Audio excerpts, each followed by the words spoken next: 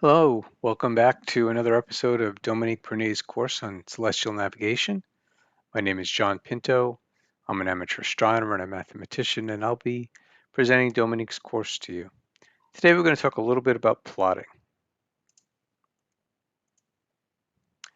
So Dominique's full course is covered in his book Celestial Navigation and the accompanying exercise manual, which you are highly encouraged to pick up for yourself. And you can go to marinenavigationbooks.com to find out more information on how to order them. Also at marinenavigationbooks.com, you will find the Celestial Navigation Exercise book downloadable as a PDF, which you will need to do this course. Also at marinenavigationbooks.com is a copy of the slide deck and the work forms we talked about in our previous episode. So plotting. So it's very hard, if not impossible, to get detailed charts of every area of the ocean you're going to be sailing in at the level of detail that you're going to need to actually plot your lines of position. So we will need to draw our own large scale Mercator chart for the area around the boat. Excuse me. And the way you're going to do that is if you go to, well, first of all, you can purchase blank Mercator charts to do this, or you can download them. Here's a very nice URL provided to us by StarPath, and you can print out the blank uh, Mercator chart, and we'll show you how to fill that out on the next slide. So here we go. We are going to create a Mercator chart for ourselves. So how do we do this? Well, when you get these blank Mercator charts, they're called universal plotting sheets. There will be no numbers filled in, other than you'll see this compass rose here. And what you'll do, and these lines are probably the parallel lines of latitude, but they won't be marked with any particular number. So if you follow along on this slide, it will basically show you 1, 2, 3, 4 steps to create your plotting sheet. Now, as you know, lines of longitude get closer together as you go further north, and they get farther apart as you get closer to the equator. So the compass rose here is going to help us do that. So the first thing you're going to do is find out what mid-latitude you would like to center the chart on. So that's the first thing you do. So in this particular case, we're centering our chart at 49 degrees north.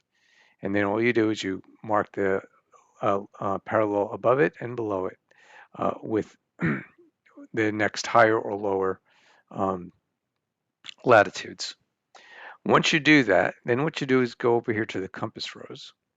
And on the outside, you look for the mark that marks your particular mid-latitude. So in this case, it's 49 degrees. So we've got put a mark at 49 degrees here, mark at 49 degrees here, and then you draw a straight line. And what this gives you is that's going to be your longitude distance for this part of your Mercator chart.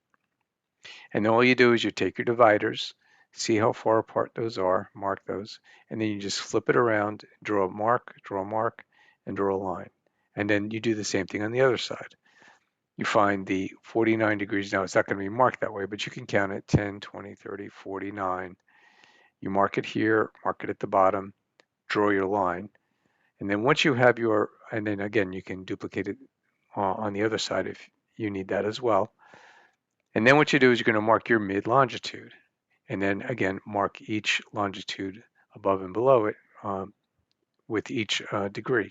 Now remember to note whether you're west or north or east or etc. And be careful whether if you're going west, the numbers go up. If you're going east, the numbers go to the right. So just be careful about that. And same thing if you're north or south hemisphere. So that gives you your longitude lines. You've got your latitude lines. Now, the next thing you're going to need to do is how do I measure a particular latitude or longitude? Well, the latitude is fairly straightforward because this scale here is going to be your latitude scale, And that's also going to be your distance scale. Distance always uses the latitude scale. But because longitudes change their distances from depending on your latitude, you're going to use this chart over here to figure out any particular longitude measurement you need to make, either to plot a longitude or to measure a longitude. And so what you're going to do is in this little chart, so let's say we're trying to measure 43 minutes in this example. So what you do is first of all, you find your mid-latitude and you draw a straight line at about where your mid-latitude is. You'll see the mid-latitude is listed over here. So this is about 49 degrees. So let's say we wanted to measure 43 minutes. So what you do is you find your closest um, longitude to the 10, so 0, 10, 20, 30, 40, 50. So this is 43, so we go to 40. You follow it up to where it intersects your latitude line here that you've marked already. And then you go over 10, 20, 30, 40. And then this little section here is for the units.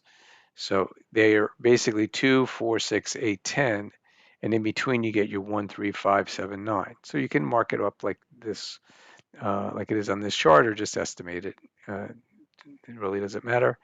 So here they marked where 3 is, and then you go up, you follow it up where it intersects, and then you use your divider to start at your 40 line. You go to your units line, wherever that is, where that intersected, and now you have on your divider what that distance is. So up here, we're trying to mark 130 degrees, 43 minutes west. So we start at 130 degrees, we take our divider, we bring it over here, and we will probably use our parallel ruler to get a nice straight line at 48 degrees, 37 minutes. So again, 10, 20, 30, I'm sorry, yeah, 48 degrees. So we start at 48 degrees, we need 37 minutes. So 10, 20, 30, 5, 6, 7.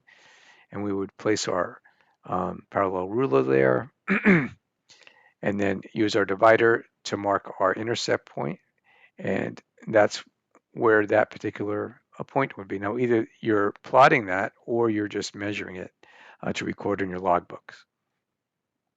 And that's really all there is to creating a Mercator chart and plotting a point or measuring a point on your Mercator chart. So in your exercise manual, you'll have exercise 25 where you will draw a Mercator chart that we're going to use for the next few exercises after this. So what you can do is you can go to that website that I mentioned before, this one, starpath.com/download/ups.pdf. Print out the Mercator chart that sort of looks like this. There's a couple of different ones in there, so you want to definitely print out the page that looks like this.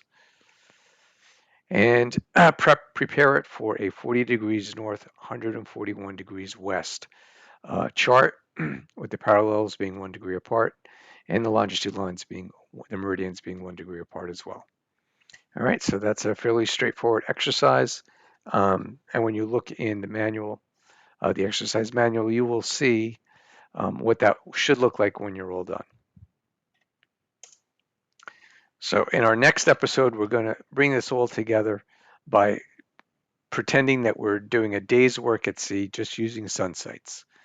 And we'll use our Mercator chart that we just created in this episode, and we'll plot each of our lines of position during the day, and we'll figure out where we are on the ocean using our simulated sites and our site reduction tables, our work forms, and hopefully this all comes together for you, and you'll say, oh, this wasn't so bad. All right, we'll see you next week, and hopefully you'll enjoy that. Thank you. Bye-bye.